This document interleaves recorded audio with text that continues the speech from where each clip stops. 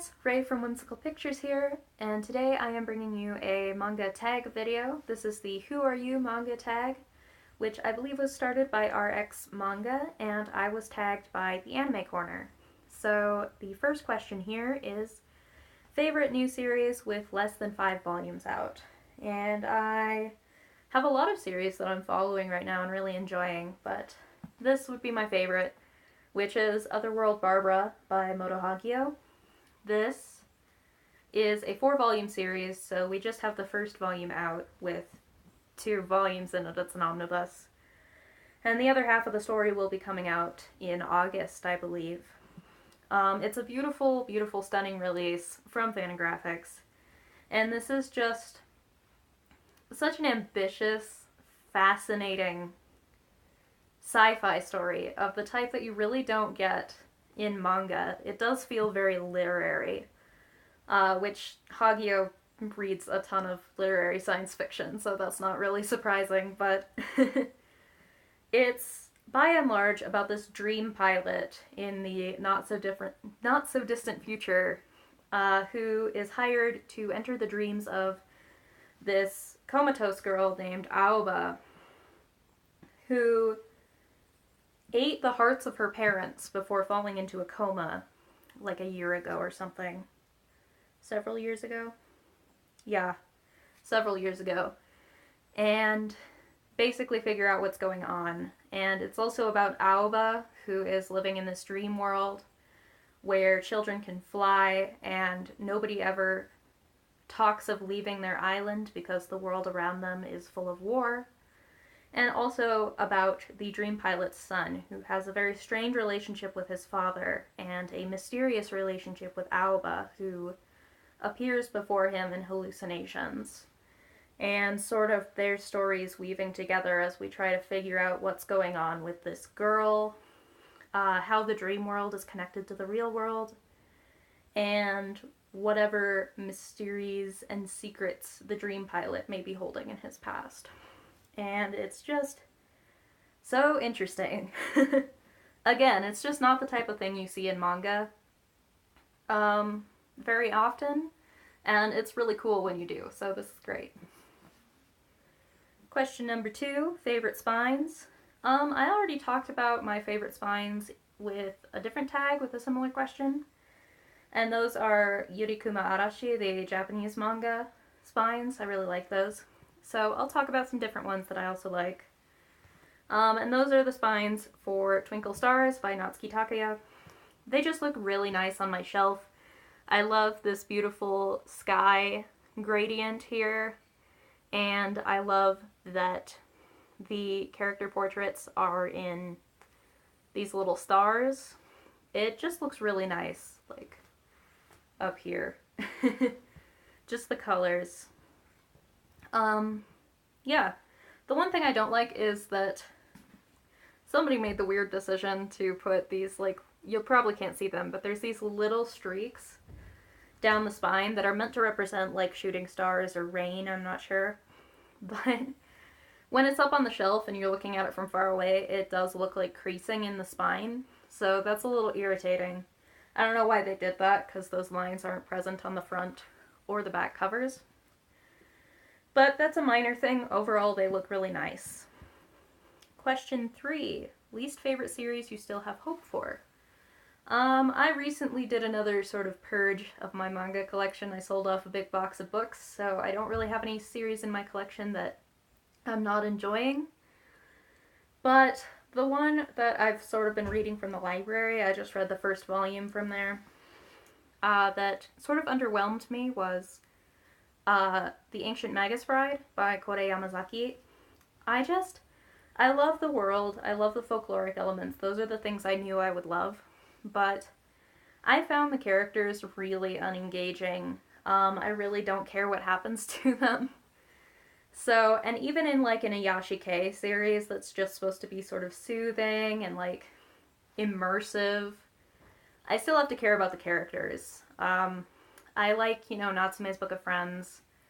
A Bride Story I might consider Yashike. Silver Spoon, certainly. I don't know, Sweetness and Lightning, Poco's Udon World, I enjoy all of those, but it's because I really like the characters. So I'm going to give it a few more volumes to see if I can get into it a little more, but yeah. I just was kind of underwhelmed by it. Question 4. Hardest series to find that you want. That's easy. I want Mushishi. I have almost all of it. I need volumes 1, 3, and 5.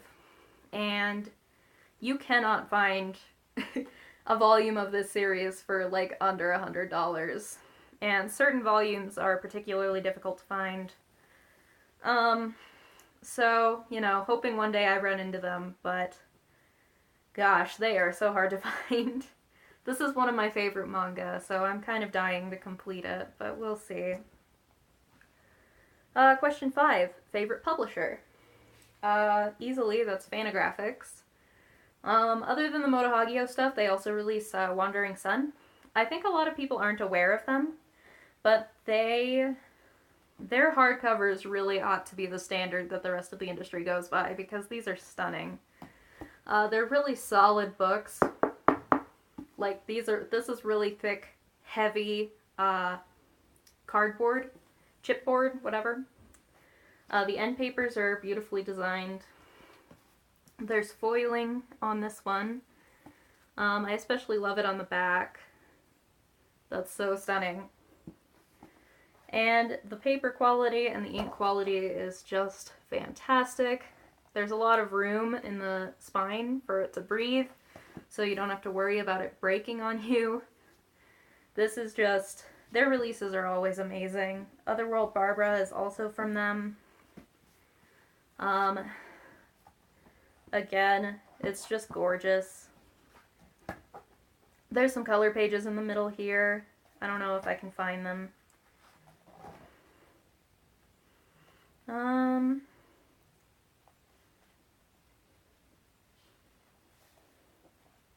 Yeah, I don't know, but those are beautiful too. You've got these title pages that are stunning. The Heart of Thomas too. It was also from them. This one's a little more beat up because I kind of wrote my thesis on this book. But that just goes to show how high quality this is, because the spine's not broken and the book still looks great except for some creasing up here. Again, it's just beautiful. There's some color pages at the beginning of this one. So, Fantagraphics. I think they're mostly focused on, like, European comics, but any manga they put out, I will probably check out on principle just because their books are so beautiful. It helps that they're typically really good series, too. Number 6. Favorite series that needs an anime adaptation or a better adaptation? Fruits Basket. I picked this volume in particular because this is the character that I was most sad never showed up in the anime adaptation. This is Rin. She's awesome. But, like, there's so much more in this series than is covered in the anime, and you get the feeling that the director didn't get the series. And he's actually said that. He said he doesn't get the appeal of this series. So he just sort of made an Akitaro Daichi show instead of making an actual adaptation of Fruits Basket. And whenever Takaya has been asked about a reboot of the anime, all she's ever said is no Daichi. So she's pretty annoyed at that anime adaptation as well. And it also looks like garbage because it's like 2001 early Digipaint era with a budget of like 37 cents and some pocket lint. So, like most anime series, you know. Or shoujo anime series, I should say. But yeah, there's so much to this series that I think would do great in anime, but it just hasn't been adapted. So, new Fruits Basket. The one that I want to get an anime that never got an anime would be Fushigi Yugi Genbu Kaiden. This is the prequel to Fushigi Yugi, which of course does have an anime. But I think that this one would also be a really fun anime series. Yu Watase's series tend to have a lot of like action and fun costumes. Drama. Romance! So I just think this would be a lot of fun in anime form, but not a lot of Yu Watase series have actually been adapted. Number 7, favorite manga world. You don't have to live there. I already said Magi is my favorite anime world, or manga world that I do want to live in. But for one that I don't have to live in, this is cheating because it has light novels and an anime, but it does not have a manga. But I love the world of the 12 Kingdoms so much. It's so detailed and interesting and beautiful. There's so many like intricate rules. The politics is interesting. The exploration of gender dynamics in this world where women do not give birth. Children are actually, they grow on trees. Like you pray for a child, and if the god grants you one, it grows on a tree. So in this world, marriage is really just sort of a political arrangement if you want to have children, or if you want to move to a different district within your kingdom. And one of the main characters is like a 3-foot tall rat, and he's the best character. There's interesting rules governing immortality, governing the way that the gods interact with humans. It's just so interesting and so well thought out. And the series doesn't sacrifice the quality of its characters in order to go into all of this detail. And ultimately the world works really well together with the characters to convey, you know, all of these interesting themes about how society works and how it could work if it were just a little different. And it's got lots of pretty dresses and unicorns. Number 8, favorite mangaka, no Inio Asano, Takehiko Inoue.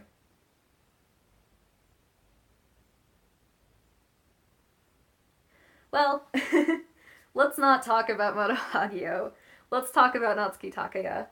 So I have her series here, all the ones that are being released over here. I don't like the stuff that she did before Fruits Basket, but I really love her writing post Fruits Basket. I think she really has a way with her characters. She handles themes of anxiety and depression really well as abuse, dealing with difficult family situations. I feel she writes that with a lot of sensitivity, and it's really relatable, you know, to someone who's maybe been through a little of that. So, yeah, this character in particular, I grabbed this volume because this is the character who I relate to more than any other character in any fiction, in any media. He's me, basically. He's me when I was a little younger, but he's me. And his journey towards becoming a better person gradually over time, you know, it saved my life. And I think that the emotion with which Takaya writes her characters, the empathy with which she writes them, you know, it really makes some powerful characters that can really touch people, I think. Number 9, favorite manga genre out of this number here. Shonen, sci-fi, mystery, sports, horror, shoujo, comedy, or slice of life. Shonen and shoujo are demographics, so they can really be anything. But I guess since my 2 favorite manga happen to be pretty rote shoujo, like they're what you think of when you think of shoujo, I would go with that. Just by virtue of my favorite series being that. My favorite shoujo, though, is the type that comes from the 70s and is full of flowing hair and, like, crazy emotions and drama, and people, like, faint out of sheer emotion, and it looks like this. That's my favorite kind of shoujo. So the most shoujo is the best shoujo in my opinion.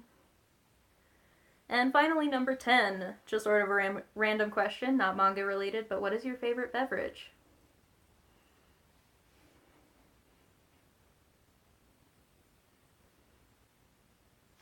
It's tea from Celestial Seasonings. Anything from them I love. My favorite is their tension tamer. It puts me right to sleep. And it tastes really nice and relaxing, and the smell is so nice. But I don't have that on hand right now. I just have this fruit tea sampler, but I really love all of these too. Except the peach tea. I'm not a big fan of peach tea, which is weird because I love peaches, but I do prefer like a stronger tea that's less sweet. I hate sweet tea, so yeah. This brand is based in Denver, so that's probably why I like it so much, because it is very available in Colorado, so. But yeah, so that is my answers to this Who Are You Manga Tag, and the people I'm going to tag to do this are Lara Moon. Love to see her answers. She has been commenting for a long time, but she only recently got back into doing videos herself. And I've really been enjoying her stuff. She has great taste. G from SimplyGee. And let's see. There was one other person I was going to tag. Oh, Samuel Trejo. Yeah, I think I've seen him do a couple of tags based on comic books, but I think it'd be interesting to see him do a manga tag. So, yeah, you three. Don't have to do it if you don't want to, but I tag you. Yeah. Have a great day, everyone. See you next time, and happy reading.